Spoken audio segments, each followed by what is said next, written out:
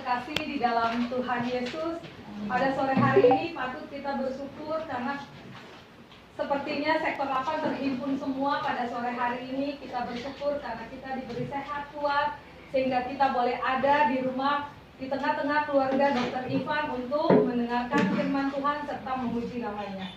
Ibu Bapak yang terkasih,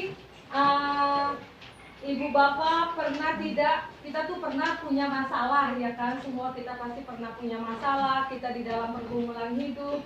Kadang kalau kita ada masalah, orang bersimpati, umumnya kalau kita kehilangan kekasih, saudara kita, atau kita ada dalam pergumulan, bilangnya begini, apa yang Tuhan atur adalah yang terbaik.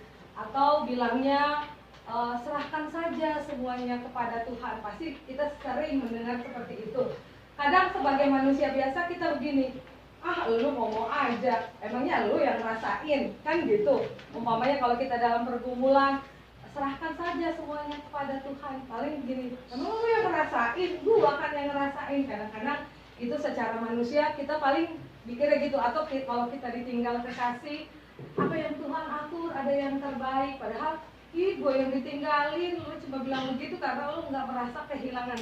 Kadang seperti itu ya. Nah, tapi jika kita berpikir dengan iman dan kepasrahan diri kita sambil mengingat semua kebaikan Tuhan atas diri kita, seperti tema kita sore hari ini, ingatlah akan kebaikan Tuhan atas dirimu. Pasti tidak akan seperti itu. Baik Ibu Bapak yang kekasih, tadi seperti saya bilang, tema kita ingatlah akan kebaikan Tuhan atas dirimu. Nah, Ibu Bapak, saya mau Mazmur ini agak sulit-sulit gampang untuk dipahami, tapi kita coba memahami bersama-sama pada sore hari ini. Mazmur adalah kitab terpanjang di dalam kitab Ibrani. Mazmur adalah kitab berisi nyanyian, pujian, syair, dan doa kepada Allah atau tahlil. Kalau Ibu Bapak tahu pasti tahlilan ya. Kita sering dengar kalau saudara-saudara kita di sebelah bilangnya tahlilan. Itulah sebenarnya kalau di kita berarti bermazmur. Kita makanya sekarang di gereja kita setiap kali kita ibadah ada bermazmur seperti tadi. Di kitab Mazmur ini dinyatakan berbagai perasaan yang ada pada manusia, seperti duka cita, sukacita, keraguan, kepercayaan, hati yang terluka, hati yang terlibur, keputusasaan, pengharapan, kemarahan, ketenangan, keinginan balas dendam, dan mengampuni. Nah, Ibu Bapak yang kekasih, bacaan kita saat ini adalah Mazmur 136 adalah salah satu yang istimewa karena di 26 ayatnya mengulang kata bahwasannya untuk selama-lamanya kasih setianya. Ini menggambarkan rasa syukur, rasa senang, rasa aman dan nyaman yang dialami untuk karya pembebasan, penyelamatan, dan penyertaan Tuhan. Sehingga pemazmur mengajak kita melihat kilas balik sejarah yang telah dialami bangsa Israel, yang menandakan bahwa Tuhan selalu bertindak dalam berbagai momen kehidupan bangsa Israel. Nah, Ibu Bapak yang terkasih, kita juga bisa lihat kan cerita yang di Mazmur kita ini, bagaimana Tuhan membawa bangsa Israel keluar dari Mesir. Jika saat ini, zaman sekarang, Tuhan juga mau ada di berbagai momen umat percaya. Momen itulah yang disyukuri sehingga ada 20 kali 6 pengulangan kata bahwasannya untuk selama-lamanya kasih setianya. Nah, Ibu Bapak yang kekasih, sebelum kita bahas ayat yang menjadi perenungan kita dalam Mazmur 136, ada bagian yang perlu kita pahami. Yaitu bagian pertama, kalau kita lihat pada ayat 1 hingga 3, ajakan awal kepada pembacanya. Bagian kedua, ayat 4 hingga 9, pelukisan mengenai Tuhan pencipta dan menciptakan segala sesuatu. Nah, bagian ketiga yang akan kita renungi pada sore hari ini adalah ayat 10 hingga 15, yaitu pelukisan mengenai Allah penebus, pembebas, penyelamat Allah yang masuk ke dalam sejarah Israel. Nah, Ibu Bapak, kita coba lihat dan kita pelajari bersama. Kita lihat di ayat 10. kepada dia yang memukul mati anak-anak sulung Mesir. Sesungguhnya untuk selama-lamanya kasih setianya. Nah, Ibu Bapak, ayat 10, dalam ayat 10 disinggung tulah pamungkas yang membuat Firaun membiarkan Musa menuntun bangsa Israel keluar dari Mesir. Ibu Bapak pasti tahu cerita 10 tulah ya. Bagaimana alotnya Firaun dari tulah pertama, tulah selanjutnya, padahal kalau mau secara manusia itu tulah-tulah itu dahsyat sekali. Tapi Firaun tidak bergeming, Firaun tidak memberi izin bangsa Israel keluar. Tapi di ayat 10 ini adalah di tulah yang pamungkas, tulah pamungkasnya yang mematikan anak-anak sulung bangsa Mesir, sehingga dengan begitu Firaun baru memperbolehkan bangsa Israel keluar. Ibu Bapak bisa bayangkan kalau anak sulung kita meninggal semuanya dalam satu waktu gitu, serentak. Gimana bayangkan coba? Kita kalau anak sulung itu kan anak buah cinta kasih yang pertama. Bakalan hati kita melekat sama dia. Saya aja pertama saya mencintai seseorang di dunia ini 100% adalah anak saya yang paling sulung. Itu saya merasa amazing banget pas dia lahir, saya liatin, ya ampun Tuhan, terima kasih. Terus bayangkan kalau tiba-tiba semua serentaknya mati. Oh Tuhan, itu namanya tulah pamungkas yang membuat Firaun membiarkan Musa menuntun bangsa Israel keluar dari Mesir. Nah, Ibu Bapak, kita lihat lagi ayat 11. Dan yang membawa Israel keluar dari tengah-tengah mereka. Ayat 11 ini Tuhan membawa Israel dari kekacauan. Kita lihat lagi ayat 12, lanjut supaya cepat karena saya mau persiapan ya. Ayat ke-12.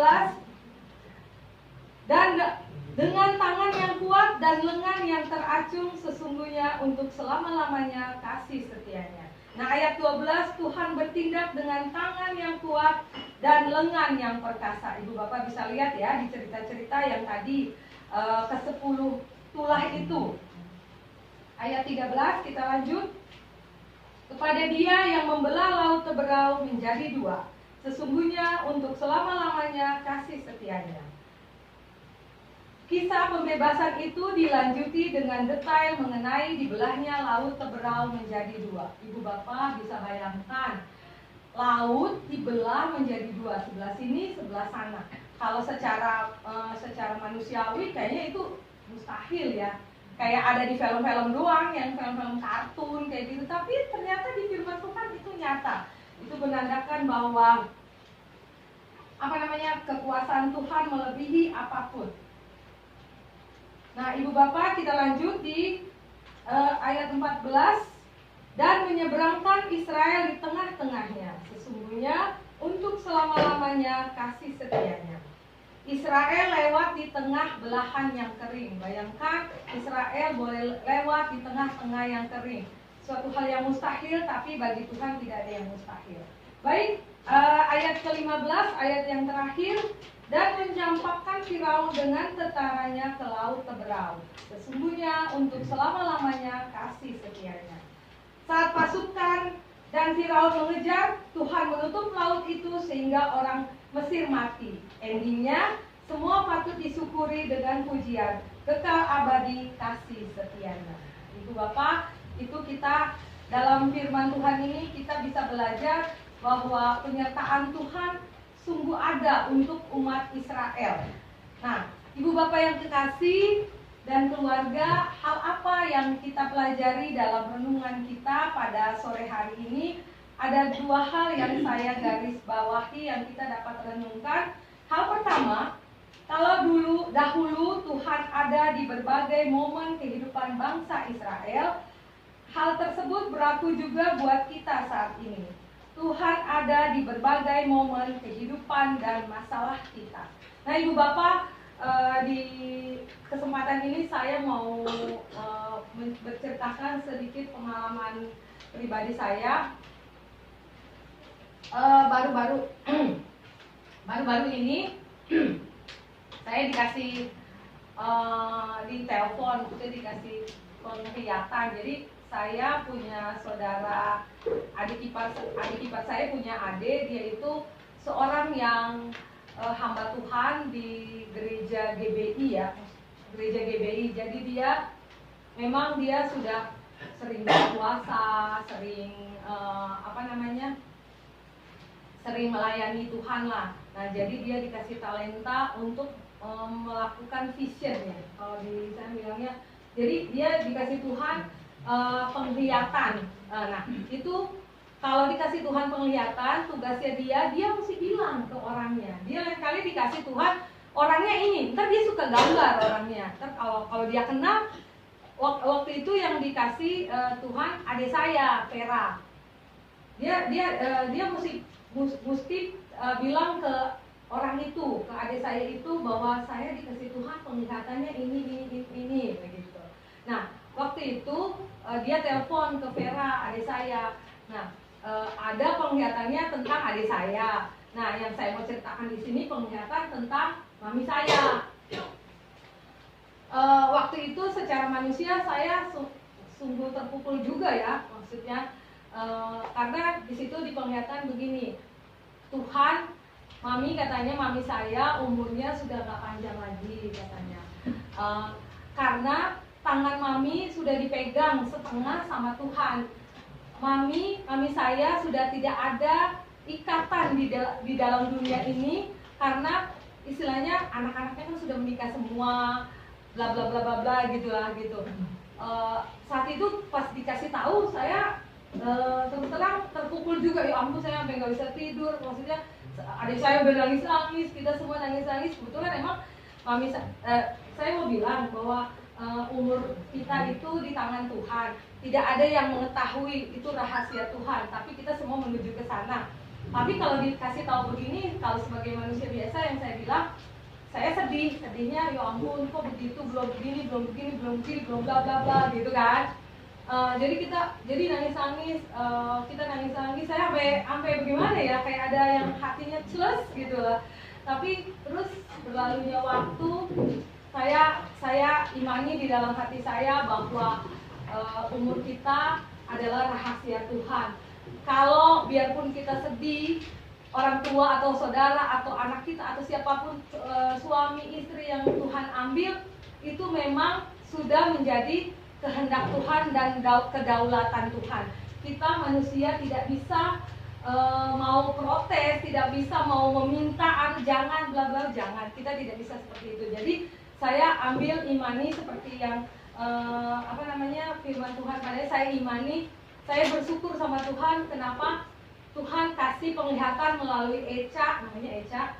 Tuhan kasih penglihatan melalui Eca dan kita semua anak-anak jadi tahu, sehingga kita boleh lebih memperhatikan lagi mami saya. Bukan seperti itu.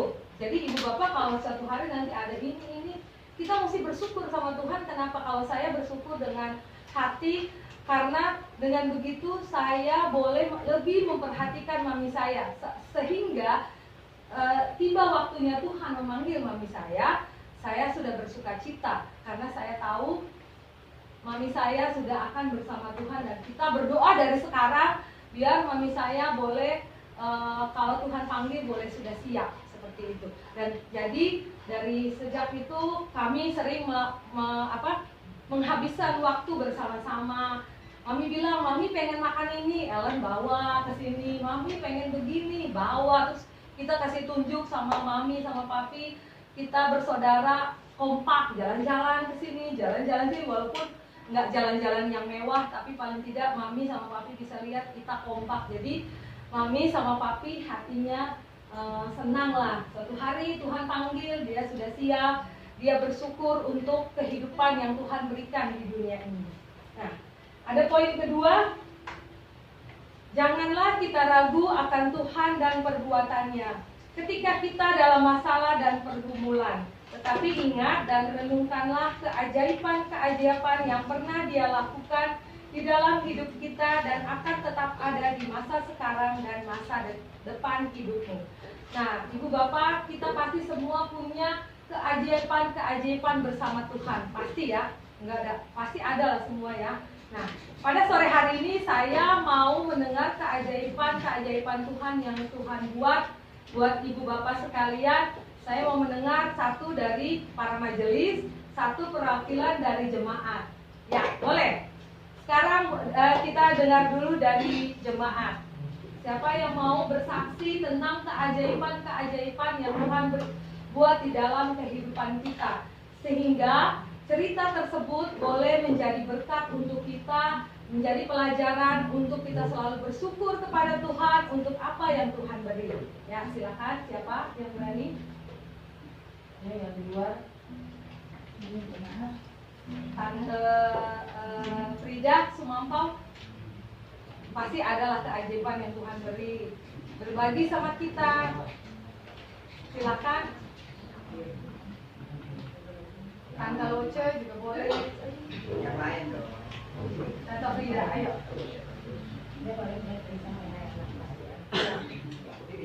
Boleh berdiri, boleh buka supaya kedengeran maskernya. Ya, gitu, lebih cantik. Jadi apa namanya, sebuah kesaksian sebetulnya itu adalah saya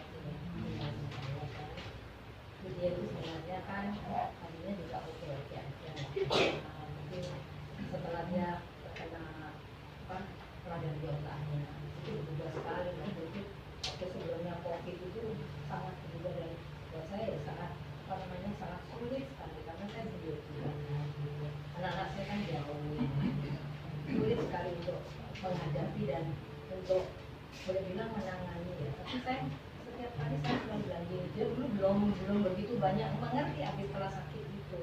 Jadi segala apa yang saya bilang tuh dia nurut gitu, karena dia bantuan saya masih banyak kan, untuk seperti untuk mandi, untuk apa kan masih saya tanggung.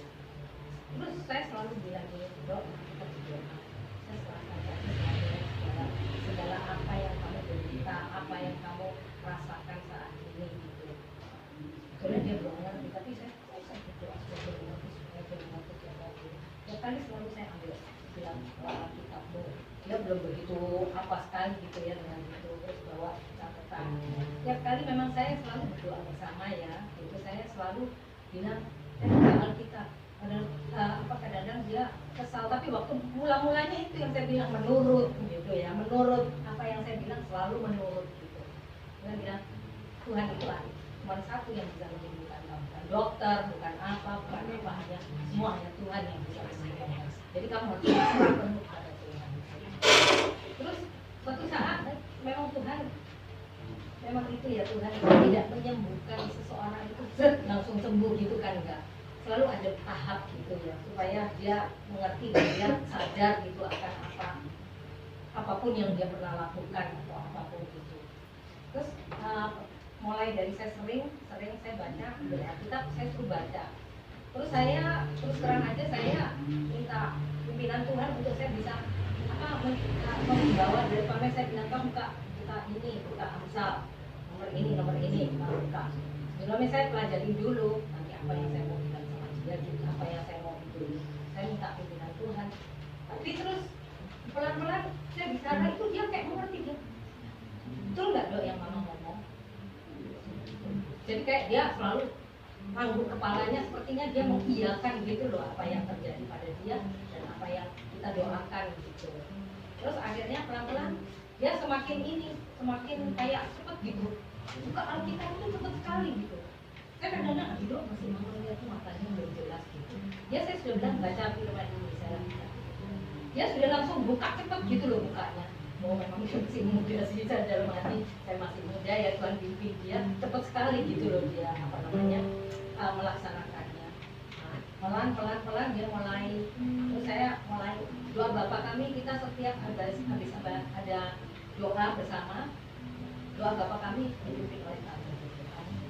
Lama-lama dia mengerti dan cepat gitu mengerti. Saya dalam hati Tuhan ya, walaupun dia belum sembuh betul ya gitu, tapi Tuhan sudah ingatkan dia untuk pimpin dia, dan dia sudah mulai dengan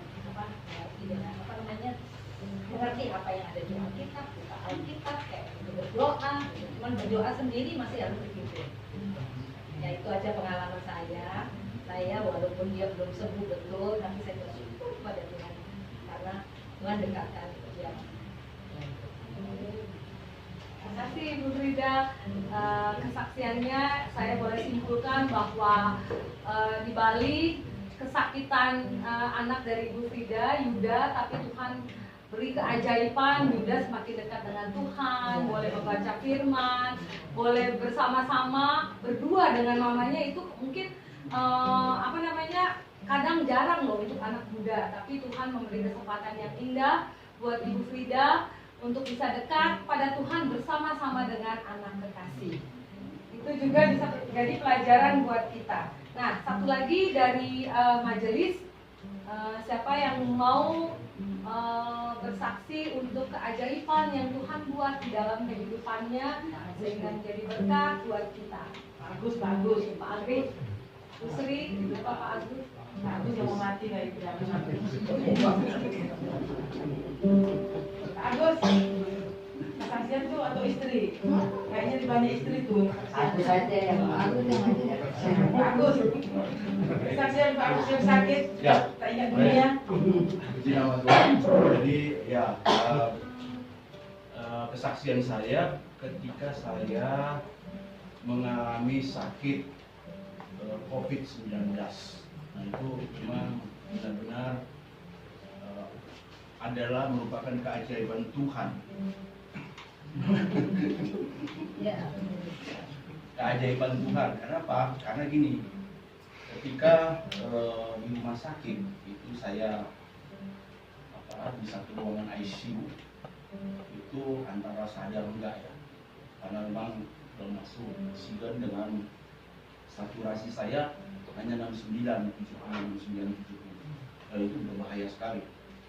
Ya kan?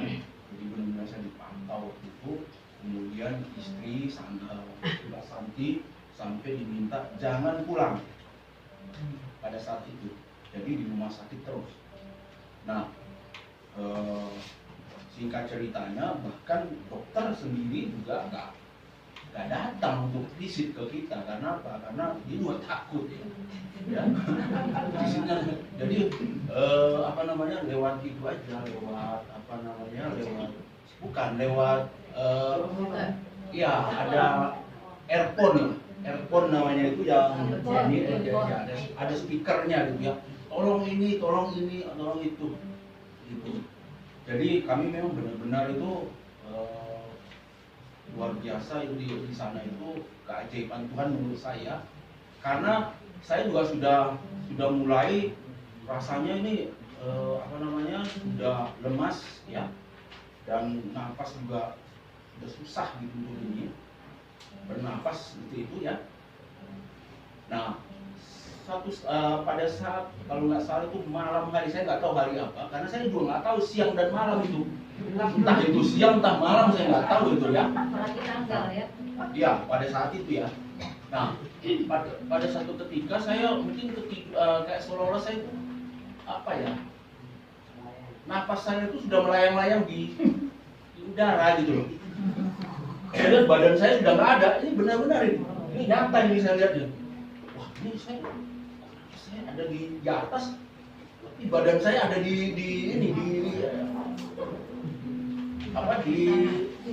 bawah gitu loh, maksudnya tuh di tempat tidur saya itu gitu loh. Tapi ini sungguh saya berkesaksian Tuhan Yesus datang. Agus, kamu balik. Jadi nafas saya tuh balik lagi ke tubuh saya gitu. Nah dari situ 1 minggu kemudian saya tuh bangkit dengan semangat dan ya sembuh. Walaupun saya pada saat dinyatakan sembuh itu belum bisa bernapas dengan baik karena saya harus dibantu oleh oksigen selama 10 hari ada di rumah. Tapi berdoa kan? Tapi berdoa terus. Itu yang satu doanya. Ya, itulah saya merasakan sampai saat ini adalah keajaiban Tuhan.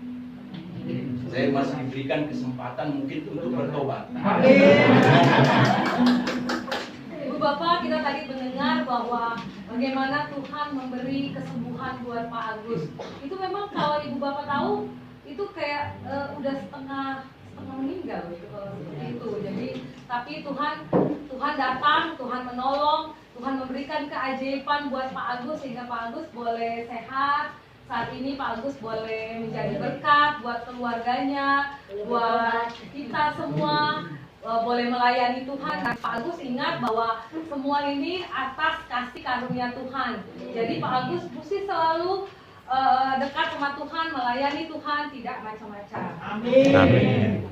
Demikian Ibu Bapak, terpujilah Tuhan Yesus. Ibu Bapak, kita saat teduh sejenak, kita merenungkan keajaiban Tuhan yang Tuhan buat di dalam kehidupan kita pribadi lepas pribadi, sehingga kita memuji dan membesarkan nama Tuhan. Kita berdiam diri sejenak.